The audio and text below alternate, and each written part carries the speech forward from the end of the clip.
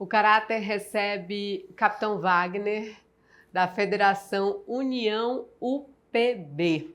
Capitão, muito obrigada pela sua presença mais uma vez aqui no Jornal Estado. Uma honra poder estar aqui junto com você, Gabriela, com a Kelly, falar um pouquinho para a população sobre políticas públicas, sobre o Estado do Ceará, sobre o Brasil, sem filtro, estou aqui à disposição para qualquer questionamento. Muito bom. Bem-vindo, presidente. Obrigado, Obrigada. Kelly. Uma honra. Kelly, a gente agora está recebendo... Gabi, a gente, quando estava montando o cronograma, a gente pensou em como categorizar tanta gente que é importante, que presta um serviço público para a população e a população precisa se aproximar dessas pessoas. Então, o que a gente pensou? Vamos dividir aí em termos de categorias, digamos, a gente vai chamar os presidentes dos partidos, das federações, os candidatos, os pré-candidatos, enfim. Então, Capitão Wagner aqui com a gente, presidente da Federação União Progressista do Ceará, recém-formada, formada há pouco tempo, né? Mas é presidente, então, da agremiação aqui no Ceará. Ele é o segundo ouvido nessa categorização que está recebendo os presidentes de partidos no Ceará. Capitão, nossa primeira pergunta, qual é o seu caráter? Olha, acho que falar do meu caráter é mais do que falar do político, né? Caráter de alguém que é pai, que tem consciência da importância de uma nova geração completamente diferente da nossa, né? Eu vejo os meus filhos e o convívio dele com os amigos e vejo uma geração completamente diferente da minha geração, que era analógica, hoje é digital, hoje as coisas acontecem numa velocidade muito grande, então tenho tentado me adaptar a tudo isso, mas considero meu caráter como alguém do diálogo, alguém que conversa, que está disposto a debater, a voltar atrás em alguma opinião se for convencido de que estou errado. Eu acho que eu sou alguém de diálogo. Capitão, caráter todo mundo tem. Pode ser bom, pode não ser bom, mas todo mundo tem caráter, né, verdade, Capitão? É verdade. Mais uma vez, muito bem-vindo. Quero agradecer como jornalista recebê-lo aqui, receber você aqui com a gente. E eu queria começar perguntando o seguinte, né? Você sempre esteve posicionado numa matriz do campo da direita. Seja uma direita mais extremista, você foi próximo ao presidente Bolsonaro quando ele ainda era presidente, né? Ou seja, se distanciando mais, ou seja, numa perspectiva de direita mais conservadora, menos agressiva, digamos assim, nas palavras, nas pautas, né? E aí eu fico me questionando, assim, e agora você está com o Ciro, né? O Ciro, que é alguém do campo progressista, mas também está nessa matriz mais centralizada, digamos assim, da direita, né? E eu fico tentando entender qual é o lugar de vocês nessa direita que uma hora vai, uma hora volta, que tenta se acomodar ao Ceará, que não é um Ceará de extrema direita, diferente do sul do país, por exemplo, né? Eu queria entender essa lógica dessa dinâmica partidária, né? De ideologia partidária. Olha, Kelly, eu sempre recusei a questão do rótulo, mas pelos meus posicionamentos, pela maneira como eu tenho agido nesses 16 anos que eu estou na política, eu posso ser classificado como alguém de centro-direita, mas que dialogo com o centro, dialogo com a esquerda. Já tive momentos mais próximos da direita, mais radical, já tive momentos eu estive mais no centro. Eu acho que, acima de tudo, o rótulo é criado pela própria imprensa e pela população, pelo eleitor que quer se identificar com o que ele está votando. Em alguns momentos, quando eu disputei a eleição, quando do lado de lá só tinha gente de esquerda, eu fui rotulado como alguém de direita, e algumas pessoas até me chamaram de extrema-direita, sem que eu nunca tenha sido tão radical. Tive aliados bem radicais, mas nunca fui radical de direita. E eu me considero alguém de centro-direita, mas com capacidade de dialogar. Acho que essa aproximação com o Ciro tem sido muito boa para a gente. É difícil rotular o Ciro. Nesse momento as pessoas querem classificar o Ciro como alguém bolsonarista. A gente sabe que ele não é. A gente sabe o passado do Ciro, quando foi candidato a presidente. Ele debateu de maneira muito firme contra o Bolsonaro e contra o Lula. Então, rotular o Ciro ou dizer que o Ciro é um bolsonarista é impossível. Quem tenta fazer isso está vendo que não consegue. É um insucesso tentar rotular o Ciro nesse formato. Até porque a vida quase toda dele ele teve nesse campo mais progressista. Hoje eu considero que ele vem mais para o centro, quando se aproxima da gente, entendendo que nós temos muito a contribuir, assim como a gente tem muito a aprender também com o Ciro.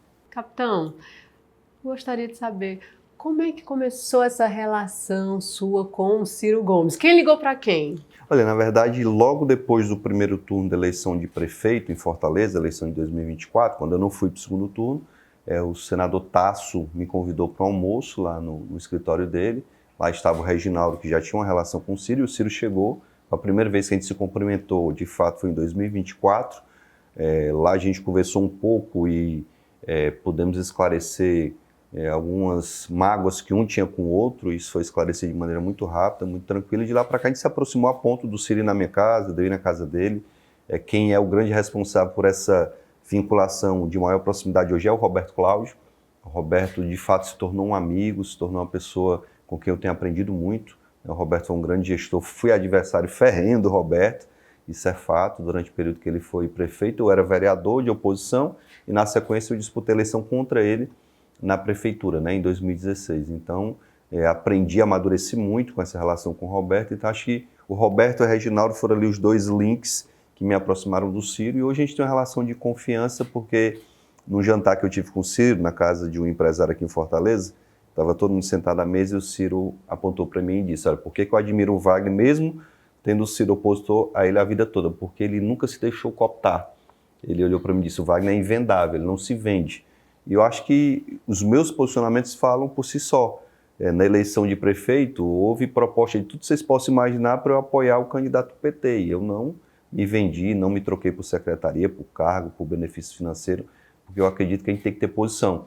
E isso é o que nos aproxima, A gente tem posição, a gente não se vende, então é muito bom ter essa aproximação e aprender com o Ciro, que é um quadro da política nacional. O senhor falou agora há pouco a palavra lágrima. Desculpa, Mágoa, muito obrigada, porque foi a deixa que eu precisava para lhe fazer essa pergunta que eu gostaria de fazer. Há uns 15 dias, mais ou menos, Ciro Gomes falou falou em mágoas entre vocês que foram superadas e citou o nome do Cid, Disse, inclusive, que muitas vezes, as vezes em que criticou você, foram devidas a críticas suas direcionadas ao Cid, aquela coisa toda.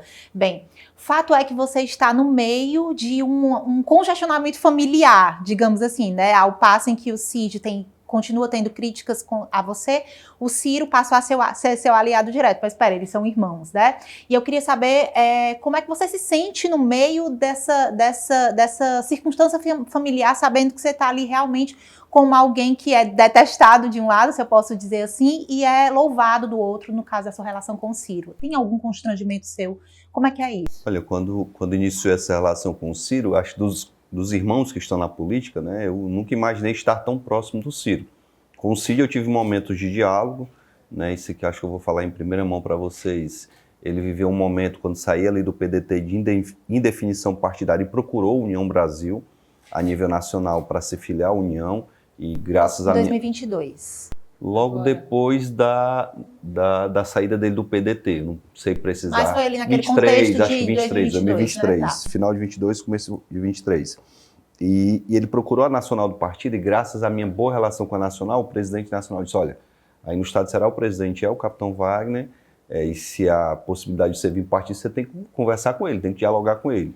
E houve uma conversa, uma ou duas conversas, presencialmente, outras por telefone, e por questões óbvias ele não veio para a União Brasil, mas ficou a relação de respeito. Entendo quando ele faz crítica a mim que ele tem que tentar, de alguma forma, me diminuir para apoiar o Elmano e os possíveis candidatos ao Senado que terão do lado de lá. E eu tenho procurado me envolver pouco nessa rusga familiar, porque eu não gostaria de ver ninguém falando do meu irmão pela imprensa, falando das minhas irmãs, então eu prefiro evitar qualquer rusga. Lógico que quando sou acionado pelo Cid em qualquer momento, estou lá para responder, mas não para agredir, não para atacar. Eu acho que já passei dessa fase de ter que fazer esse enfrentamento com o Cid, que eu acho que foi o que me projetou politicamente. Para os amigos mais próximos, eu digo, esse embate que eu tive com o Cid, em determinado momento com o Ciro também, foi o que me projetou para eu ser a figura que eu me tornei a nível estadual. Eu jamais me imaginei candidato a governador, senão fazendo esse embate com o governador Cid Gomes à época, depois com o Camilo. Então, o que me projetou a estar na posição de destaque na política do estado de Ceará, ser presidente de uma federação, foi esse embate corajoso que a gente fez contra a família, que era a família mais poderosa, não deixa de ser extremamente poderosa hoje, mas foi muito mais poderosa, dominava o estado. Hoje o Cid está numa posição que ele está recuperando espaço que ele perdeu, o Ciro que estava no projeto nacional vem para cá. Então a família Ferreira Gomes é protagonista na política, seja na oposição ou na base, e eles vão estar no poder, um ou outro vai estar no poder aí a partir do próximo ano. Presidente, o senhor já explicou a aproximação com Roberto Cláudio, como se deu, que hoje é vice da federação. Agora, todo esse recálculo da rota foi para Foi importante para acomodar todos? Foi extremamente importante. A gente sempre escuta o eleitor dizer, Gabriela, eu acho que a experiência de 24, ela foi experiente para a gente, foi ótima para a gente entender. Quando em 24 nós lançamos vários candidatos de oposição, a gente dividiu as forças. Se a gente pegar o campo de centro-direita, a gente lançou André Fernandes, Capitão Wagner e Eduardo Girão.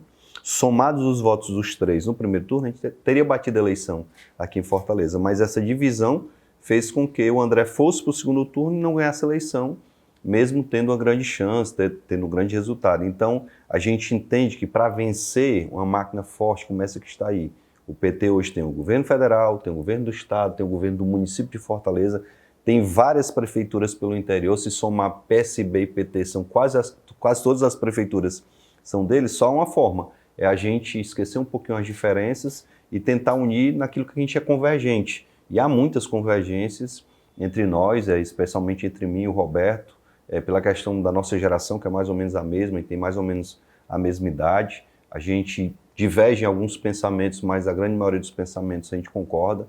Então, ter hoje o Roberto muito próximo a mim me ajuda muito no aprendizado. Ter o Ciro também, como eu falei, que é uma figura nacional, ajuda. Ter a juventude do PL, que é muito ativo na rede social, que faz política diferente da gente, né? Se a gente comparar a forma de fazer política do Roberto Cláudio, extremamente qualificado, que vai para um debate na internet, ele não faz um vídeo, ele dá aula. Até disse para ele que os vídeos têm que ser mais curtos, porque o formato da internet é diferente. Já a meninada do PL vem com outra pegada, vem com essa pegada mais crítica, então... E como é que o senhor definiria a sua pegada? Olha, acho que hoje eu estou entre essa pegada da meninada do PL e essa do Roberto Cláudio, né? Eu considero o Roberto Cláudio um dos quadros mais técnicos da política cearense. O Roberto, por ter sido 8 anos prefeito de Fortaleza, eu não posso querer entender mais de política pública do que o Roberto. Eu até digo, Gabriela, que na eleição passada, quando a gente disputou o governo do Estado, o Estado do Ceará cometeu um grande erro. Que erro foi esse? Nós tínhamos um cara extremamente qualificado, que foi prefeito da capital por 8 anos, e ele foi o terceiro colocado. Tinha um outro que estava estudando muito o Estado do Ceará, que fui eu, estudei, me capacitei, treinei, viajei para os Estados Unidos, fui para o Brasil todo para ver políticas públicas exitosas e estava preparado. E veio o Elmano, que de última hora foi escolhido candidato, que não se preparou nem para ser candidato, muito menos para ser governador, e ele foi escolhido.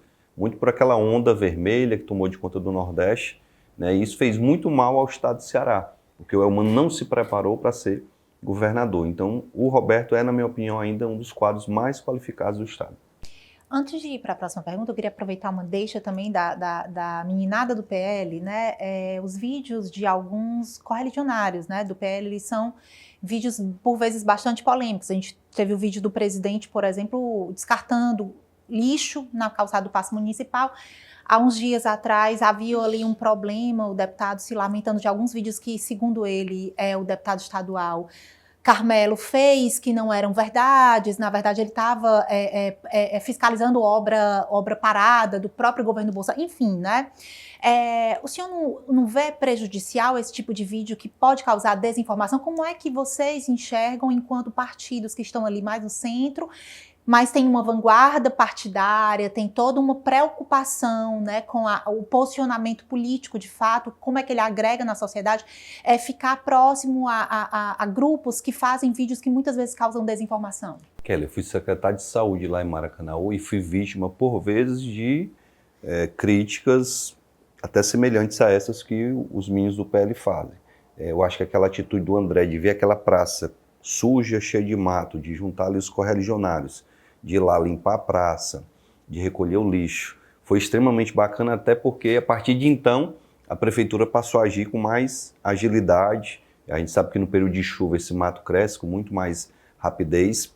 E o André, como forma de chamar a atenção, foi deixar em frente à prefeitura o lixo, e foi o que impactou. O que mais impactou do vídeo não foi a limpeza da área que estava suja, não foi a atitude proativa daqueles que lá foram, e sim ele ter deixado o lixo ali em frente.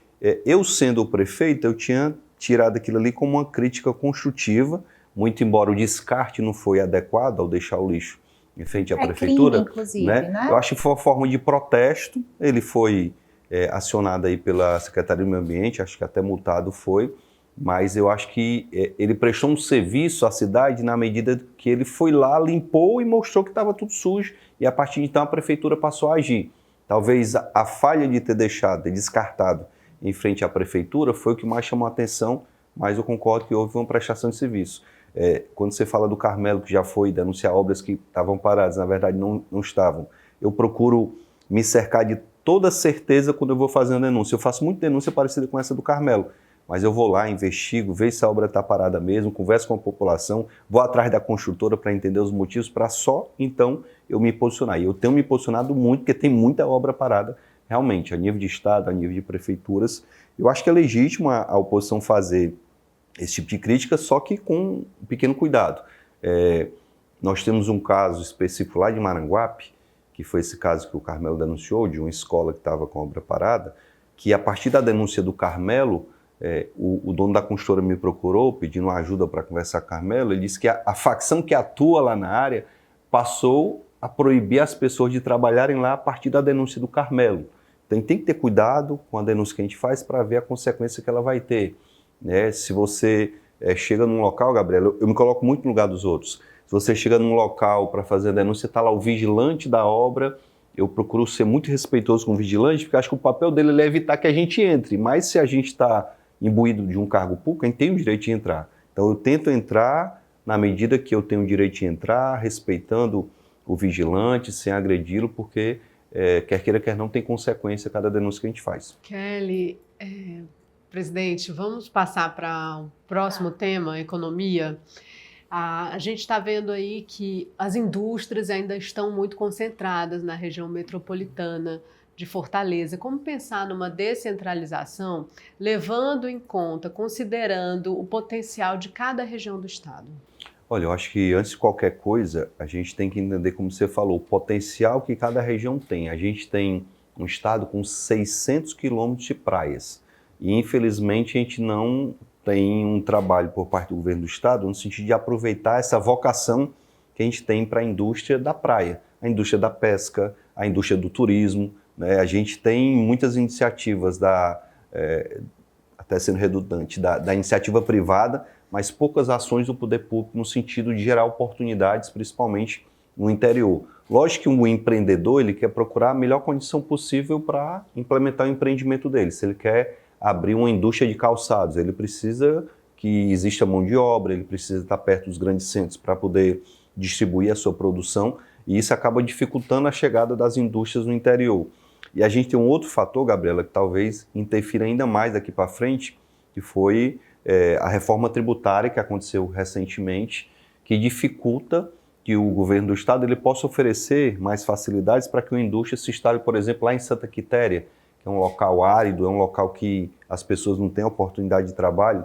Isso foi feito no passado pelo Tasso, pelo Ciro, quando foram governadores, o Cid teve também alguma intervenção, mas desde que o Camilo assumiu, a gente não viu nenhuma indústria se instalar no interior do estado. Pelo contrário, nos últimos 12 anos, 80 indústrias calçadistas fecharam no estado de Ceará. E aqui na nossa capital tem outro exemplo. Ali na Coronel de Carvalho, nós tínhamos uma grande indústria têxtil, que empregava ali 5.000 pessoas, que fechou, gerando também um desemprego extremo. Então a gente vive um momento que é preciso repensar essa industrialização e pensar também em novas formas de trabalho. A gente vive no... É importante pontuar que também teve muito investimento em outras áreas, né? Sim, tecnologia. sim. Justamente, era o que eu ia dizer agora. A gente vive num estado, Gabriela, que tem, acho que o maior potencial de energias renováveis do Brasil, né? Energia eólica que não tem um local que tenha tanto vento, sol também, o estado de Ceará é uma referência, muito embora o governo do estado não esteja sabendo aproveitar essa vocação que a gente tem para as energias renováveis. Se trabalhou durante 6 ou 7 anos, um discurso, inclusive, junto com a FIEC, que é uma crítica construtiva à FIEC, de que nós teríamos aqui a fabricação e a distribuição para o mundo todo do hidrogênio verde. E se calaram porque viram que era completamente inviável. Não é só a produção, mas esse transporte. Como é que eu vou transportar hidrogênio verde para a Europa se não existe hoje no mundo ainda forma de transportar que seja segura e economicamente viável? Porque se a gente produz o hidrogênio verde aqui... A Universidade Federal ainda está trabalhando nisso, os cientistas ainda estão trabalhando então, nesse processo. É um tiro para mais longe, né? Bem longe, longuíssimo prazo. E agora, para Curto prazo. Eu acho que a gente tem que, acima de tudo, aproveitar a característica turística que a gente tem, mas para a gente aproveitar esse turismo, a praia, o litoral, a gente tem que tirar uma mancha do estado de Ceará, que é a mancha da violência. Você se imagina, você que morou no sul do país, aquele também que é viajada, conhece o país todo, você se imagina lá em São Paulo escolhendo o seu destino turístico. Praia, você tem Salvador, você tem Recife, você tem Aracaju, você tem João Pessoa e tem Fortaleza. Aí você vai ver na planilha qual é a mais violenta dessas. É Salvador e Fortaleza. Então já evita essas duas e vou procurar uma outra opção. Então, uma mancha que tem atrapalhado muito o nosso turismo é essa questão da violência, não só pelas mortes, mas por tudo que acontece assim, hoje. A gente está aqui numa conversa, numa entrevista, mas assim, a gente também tem que pontuar algumas questões. Por exemplo, Claro. O governo do estado diz que no último ano os números têm melhorado da segurança, no ano de 2025. Não, 2025, Gabriela, a gente teve as 3 cidades mais violentas do país. Primeiro, Maranguape, segundo, Maracanã, terceiro, Calcaia. O que o governo do estado está alegando... Isso não foi em 2024? Não, foi 25. O governo está alegando é que o ano de 2026 houve uma redução. E todo mundo que está assistindo a gente sabe por que motivo essa redução aconteceu. O Comando Vermelho dominou a região metropolitana de Fortaleza. Não posso afirmar e não ser leviano aqui, mas dizer que com a complacência muito grande das forças de segurança. Eu vou lhe dar só um exemplo. Eu conheço bem a cidade de Fortaleza. Existe um local ali na Barra do Ceará que é chamado Morro do Santiago. Quando a GDE comandava o Morro do Santiago, toda semana a polícia subia para fazer operação. Desde o dia que o Comando Vermelho assumiu o Morro do Santiago, a polícia é impedida de subir o Morro do Santiago para fazer uma operação e prender os criminosos. Então há uma complacência muito grande do governo e numa entrevista para a Verdes Mares, o governador disse, olha, os estados que têm somente uma facção têm um número reduzido de homicídios. E é o que está acontecendo no Ceará. Está diminuindo o número de homicídios, mas em compensação a gente está tendo a extorsão dos comerciantes. Ninguém consegue vender um garrafão de água no Ceará sem pagar taxa para a facção. O provedor de internet não consegue comercializar a sua internet se não tirar parte da mensalidade para dar para a facção. As pessoas estão sendo expulsas das suas casas. A gente tem um distrito chamado Iraponga, que virou destaque nacional, porque 2.000 pessoas foram expulsas de lá. Aqui na Pacatuba a gente tem isso, ali no Zé Walter tem isso. Então, o grande problema, Gabriela, e eu não vou questionar os números de homicídios, é que a única referência da sensação de segurança não é só o homicídio, é o assalto, é a extorsão, é a expulsão dos moradores das suas casas. Você imaginar, Gabriela, que a vice-governadora teve a tia expulsa de casa ali no Zé Walter, eu sei porque eu conheço a tia dela. A tia dela hoje trabalha lá na UPA do Maracanã, porque foi eu que arrumei o emprego. Ela é enfermeira e ela estava desempregada, eu fui lá e ajudei e coloquei na UPA do Maracanã, extremamente competente. E foi expulsa por quê? Porque é esposa de um policial militar. O policial militar foi expulso de casa junto com a sua esposa, que é tia da vice-governadora. Então, é lamentável esse tipo de coisa acontecer e a gente achar, não, reduzir os homicídios, está tudo resolvido. Presidente, vamos avançar aqui, até pelo tempo também, mas eu estou doida para fazer essa pergunta. O STF está na mira de parte da população, se ainda tem, nacionalmente falando, uma população muito dividida, uma população, as pesquisas de intenções de votos mostram isso, né? O senhor candidato ao Senado, eu lhe pergunto, por outro lado, o STF também, né, independente da matriz ideológica, a gente precisa de reconhecer que o STF é muito importante, principalmente no período da pandemia, de resguardar as orientações da Organização Mundial de Saúde, de secretarias de estados, a saúde, o senhor sabe que é tripartite, né? Então, havia decisões locais enxergando o aumento do número de mortes por Covid, o governo federal divergia e o STF fazia a intervenção, né? De, opa, vamos garantir que a saúde das pessoas que é o bem maior. Bem, eu lhe pergunto. O STF, então, há quem veja os prós e há quem veja os contras. Né? Se o senhor for eleito ao Senado, o senhor vai ser o senador que vai querer colocar o STF na berlinda, de repente impeachment o ministro? Qual é o seu posicionamento com relação a isso? Já que o seu partido não é um partido de direita, é um partido de centro, né? O fiel da balança, na verdade, do governo federal é a União Brasil. Kelly, eu acho que a gente, enquanto democrata que a gente tem que entender que os poderes devem funcionar em harmonia, mas independentes. E a população cobra muito do poder legislativo, com toda a razão tem que cobrar, porque carece de leis que sejam efetivas e que funcionem, cobra muito do executivo, porque o executivo também se envolve em muito escândalo de corrupção, e a população passou a cobrar também do judiciário. O sistema judiciário, como qualquer dos outros poderes, é extremamente importante e vital para a democracia, mas o judiciário está inundado em uma série de escândalos, da primeira instância até a Corte Suprema do país.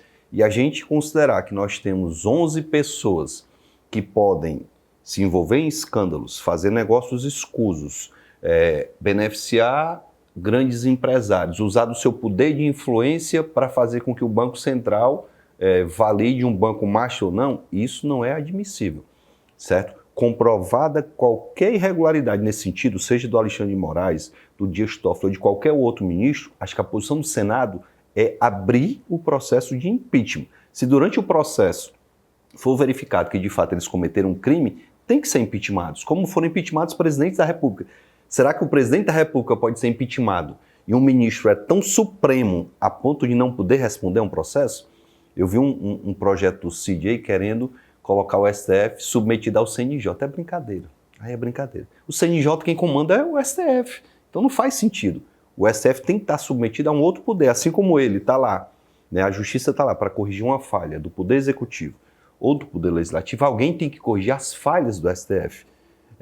Eu vejo o Flávio Dino, de maneira correta, querendo acabar com os penduricalhos no Poder Judiciário. Mas lá embaixo, nos penduricalhos do STF, ninguém quer mexer. Então, acho que o STF tem que ter alguém que fiscalize e, pela Constituição, quem pode fazer isso é o Senado, certo? Não só fazer discurso bonito, discurso que vai enfrentar o STF, mas na hora de assinar, na hora de cobrar, a gente precisa primeiro eleger um presidente do Senado, Kelly, que tenha coragem de, em caso de necessidade, abrir o processo de impeachment se necessário for, até sendo redundante aqui. Mas vou estar lá no Senado sem qualquer receio de que, havendo qualquer irregularidade cometida por qualquer dos ministros, a gente tem que abrir o processo.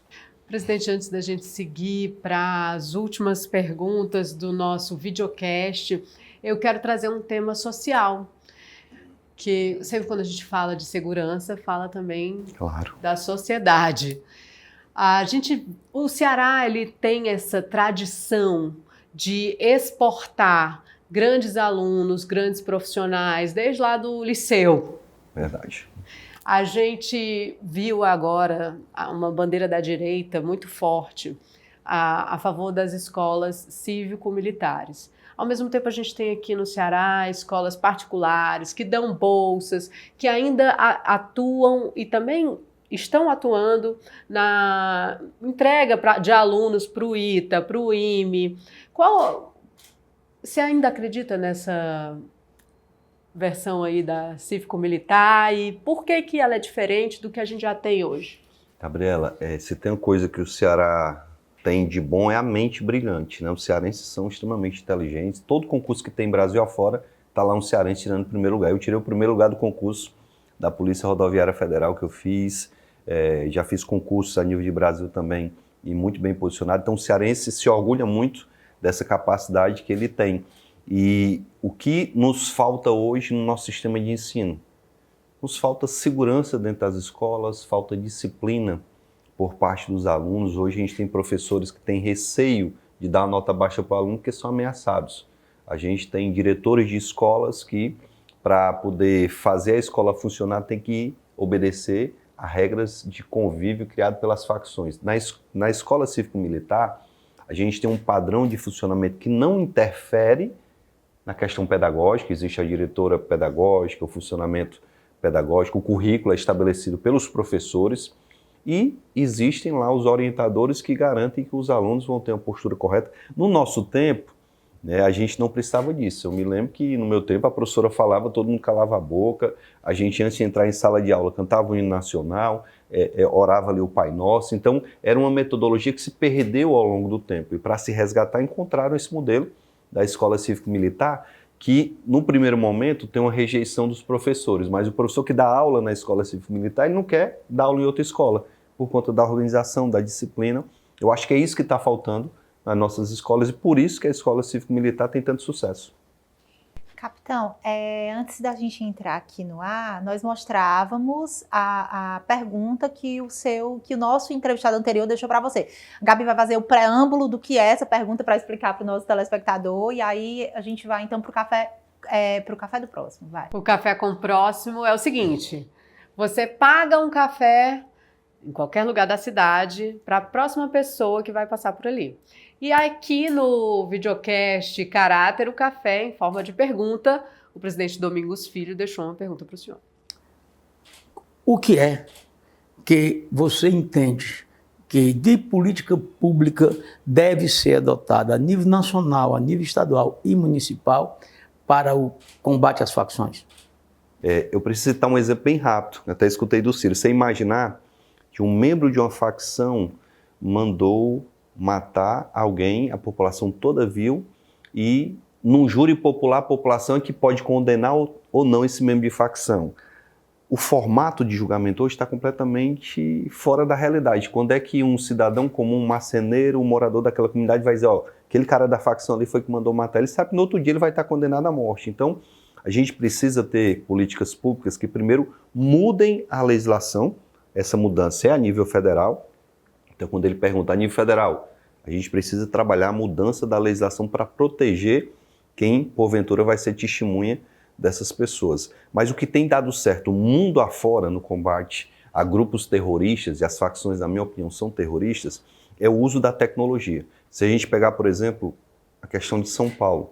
Lá em São Paulo, a gente teve uma grande operação da Polícia Civil, junto com a Polícia Federal, com as forças de segurança, que se descobriu, Kelly, envolvimento do PCC lá na Faria Lima, na Bolsa de Valores de São Paulo. Então, aí... O crime da Faria Lima, da facção da Faria Lima, não é o mesmo do Rio de Janeiro, porque também tem essa questão de como as facções atuam geograficamente. São duas facções que atuam diferentemente. O PCC é muito mais organizado e trabalha muito mais visando o lucro. O Comando Vermelho já é uma facção mais... territorialista e que usa da força e que mata, esfola, arranca a cabeça, não quer saber quem é. Então são atuações bem diferentes, mas em todos os casos o uso da tecnologia é extremamente importante. O que o município pode fazer para colaborar? O que o município de São Paulo fez, criando Smart Sampa. 20 mil câmeras espalhadas pela cidade que monitoram as pessoas com leitura facial. Naquela operação do Rio de Janeiro, que foram mortos 120 traficantes, teve gente que fugiu. Um dos que fugiu foi para São Paulo. 2 dias depois ele estava no centro de São Paulo andando na câmera, viu, fez a leitura facial, a guarda municipal prendeu um traficante do Comando Vermelho, sem usar da força, sem dar um disparo. Então foi a tecnologia.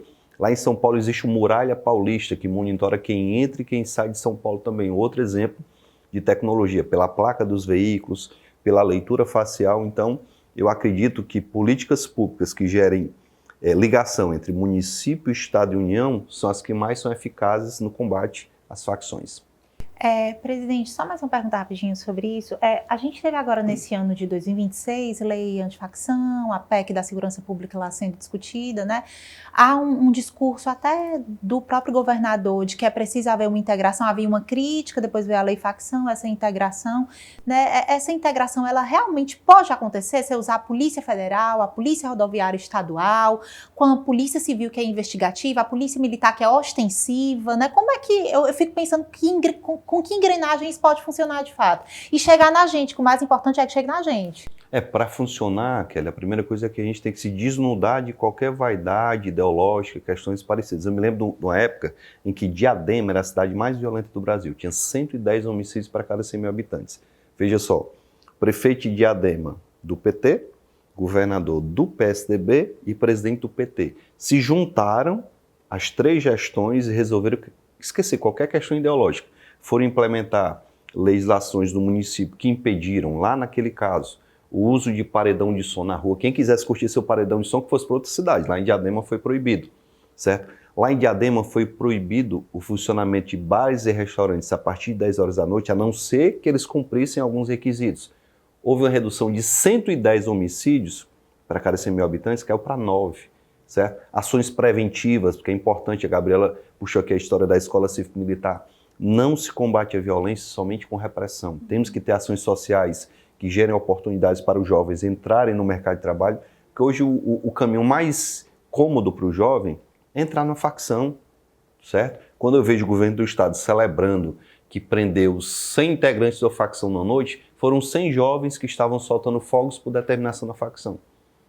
Essas prisões vão surtir algum efeito na redução da violência? Não, não vão. Então a gente tem que ter políticas públicas que resolvam essa questão social, ao mesmo tempo que nós temos que ter políticas que tenham uma repressão que seja efetiva e resolva de fato o problema, para a gente não chegar a um patamar que seja necessário acontecer o que aconteceu em El Salvador. Se a gente não resolver esse problema, vamos chegar a um patamar que a gente vai ter que ter um presidente da República e governadores que tenham uma atitude parecida com o que aconteceu em El Salvador. Presidente, por favor, então qual é o seu café para o próximo? Café para o próximo. Eu não sei quem é o próximo, então vou deixar nem aqui uma perguntinha. Se o próximo acha que essa hegemonia de um mesmo grupo no poder há 20 anos no Estado, será se é bom para a democracia ou não? Tá bem, agora vamos lá. Desculpa, Gabi, agora é a pergunta que eu mais gosto, né? Eu amo falar de política, mas essa é realmente uma pergunta que me pega também. Qual é o seu livro e a sua canção? Quais são os que você mais gosta? Livro, eu acho que O Príncipe é um dos que eu mais gosto de ler. E canção Sabiá, que é a canção da moda, né? Todo mundo tá cantando Sabiá. Então... não, qual é? Sabiá, você não querer que eu cante? Eu quero saber qual é.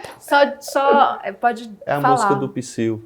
A música do Psyu. Né? Como é a música do Psyu? Tu nunca escutou a música do Psyu? É fazer eu cantar agora. Vai, canta, presidente. Canta. Não, essa vergonha eu não vou passar. Tudo bem. Mas depois você canta aqui depois eu fora canto. da publicidade que todo mundo vendo, né? Perfeito. Tá bom, Fiquei vermelho de vergonha. Tá bom. A gente tá aqui pra isso também, pra deixar você vermelho de vergonha. Presidente Capitão Wagner, muito obrigada pela Uma sua honra. presença aqui no Jornal O Estado. Uma honra grande, agradecer a você, Gabriela, a Kelly, parabenizar o Jornal O Estado por ter esse jornalismo independente, que noticia o que é bom, o que é ruim, que não tem viés ideológico nenhum. É muito bom vir aqui no Estado, que a gente sabe que vai ser recebido com respeito, que as perguntas que têm que ser feitas serão feitas, não só para mim, mas para qualquer outro que venha aqui. Parabéns. Obrigada. Nós terminamos o terceiro episódio do videocast Caráter, com o caráter de Capitão Wagner.